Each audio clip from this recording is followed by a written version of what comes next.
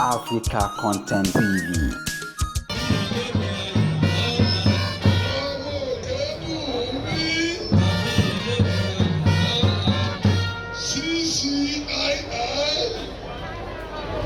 Ìtẹ̀síwájú ilẹ̀ Ìbàdàn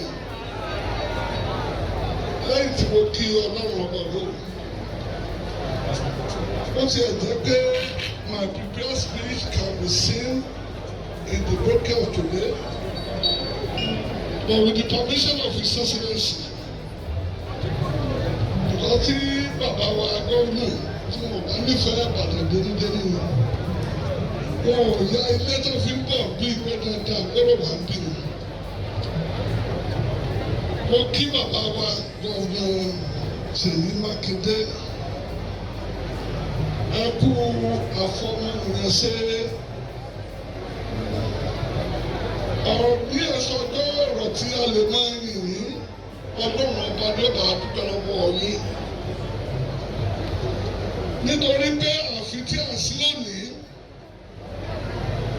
bó ti ẹ̀ jẹ́ pé àwọn bàbá wa lẹ́yìn àwọn bàbá wa Bọ̀dé Àmọ́ ni wọ́n ti bẹ̀rẹ̀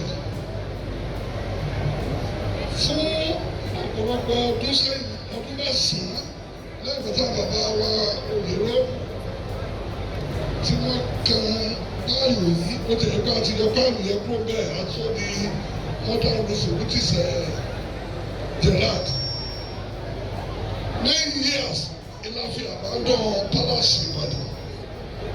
Ọlọ́run wá lo gómìnà olórí ilẹ̀ Ṣèyí Mákindé láàrin oṣù mẹ́fà tẹ́lẹ̀ débẹ̀ wọ́n parí rẹ̀ wọ́n bá bàbá Ṣèyí Mákindé lọ.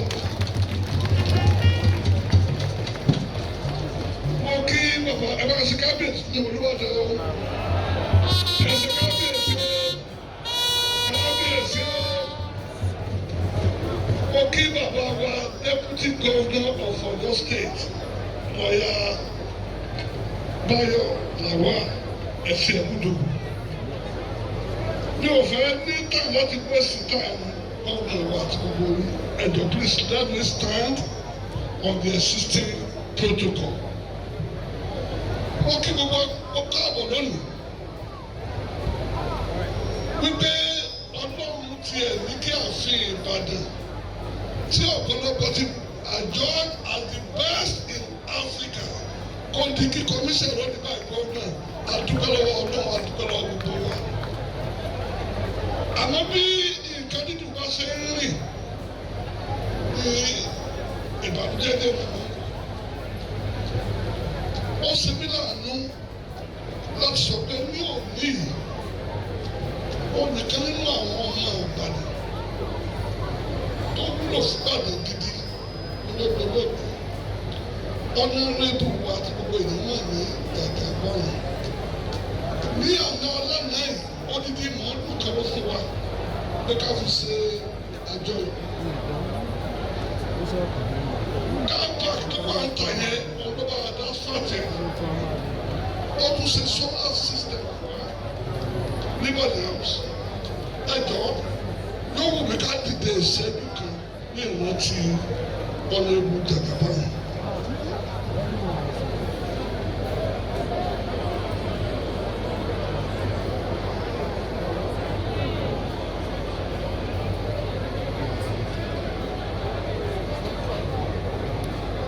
May his soul rest in perfect peace.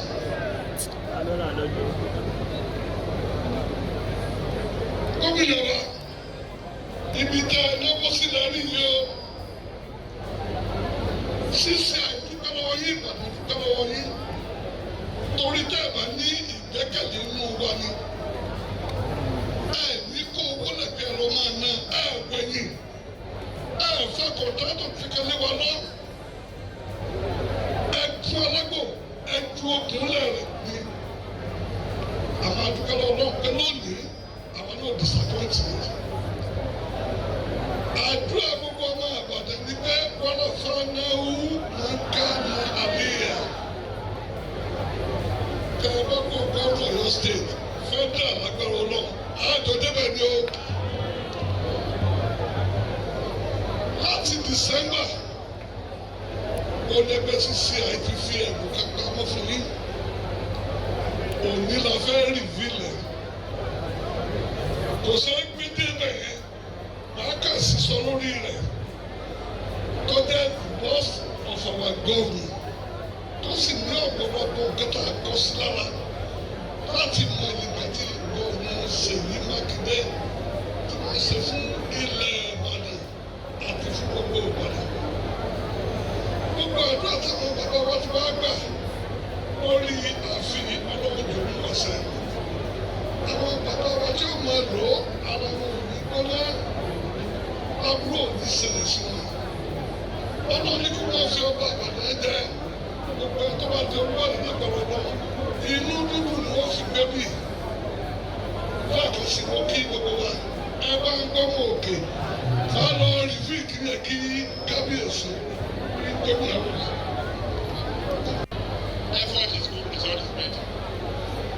Àti ṣe kìíní ti pẹ́, ẹni tó bá ṣe tó bá parí ẹ̀ ní àwọn àyè. Adúgbò lọ́wọ́ náà, adúgbò lọ́wọ́ gómìnà.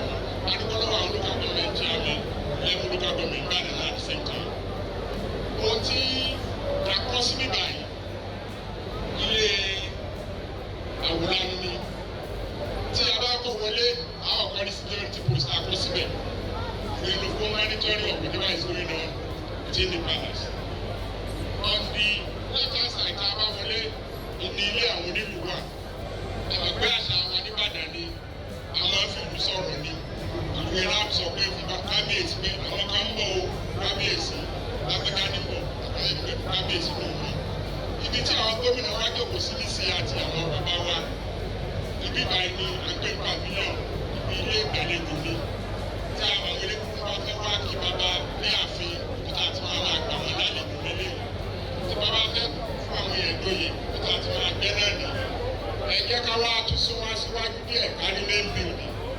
Building gangan ní bíi 3-in-1 ní ibẹ̀ ní ọ́fíìsì bàbá wa kábíyèsí, ibẹ̀ sì ní ilé bàbá wa kábíyèsí, ibẹ̀ sì náà níbi tí a ti máa ṣe àwọn nǹkan kan tí àwọn Olúbàdàn council tí wọ́n á máa mí tí àwọn wà bẹ́ẹ̀. So gbogbo ẹ̀ ló combine sí ti àfi sí bíbá yìí.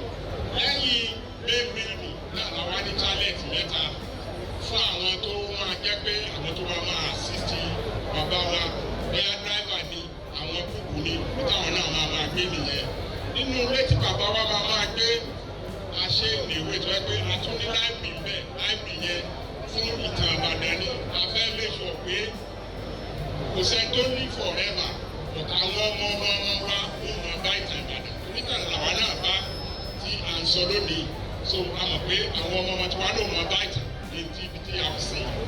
Àwọn tá a wá jọ ṣe lájọ wà bí àwọn professional ní adúgbò lọ́wọ́ Ìbàdàn tó fẹ́ wa náà láti showcase talent wa.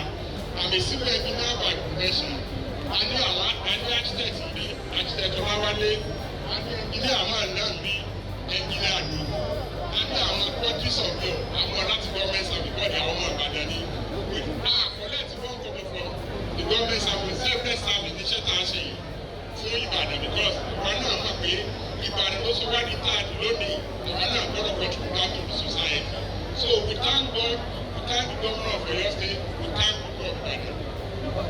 Àdúgbò pé a commission yìí lónìí ilé ìyá àtúrà ìgbà tí a commission yìí Ìbàdàn á máa tóbi sí a sì máa tóbi sí ni. Ọlọ́run bá ṣe gbogbo tá a bá fẹ́ ti dáadáa lọ́la dáúdá wà náà kú wá tì. Igi ọ̀pẹ ó béèrè oríyìn lọ́dọ̀ Olódùmarè. Ọlọ́run ọba ṣe fún oríyìn ẹ bẹ̀rẹ̀ ẹ sì gba oríyìn lórí ntẹ́ ẹ ṣe. Bí a bá ṣiṣẹ́ tí ọba ní oríyìn kò ṣiṣẹ́ kankan. Mo bá yín dúpẹ́ pé Ọlọ́run jẹ́ kí ẹ ní oríyìn lénìí. Kí n tó gbé máìkì fún Kúnlé Junaid, alágbèbá tó dàn dé jẹ́ ẹnìkan tó ní sùúrù. Ọ̀fẹ́ wá gbà tí gbogbo ẹsẹ̀ wọ́ọ̀lù kọlù. Olùwọ́n àti báńdì ń àfẹ́ kí gómìnà àrètí ẹ̀rọ kí bàbá. Ó dáa, ẹ jẹ́ kí ẹ máa bá ètò bọ̀. À ń tẹ̀síwájú torí àsìkò. Ṣé ẹ rí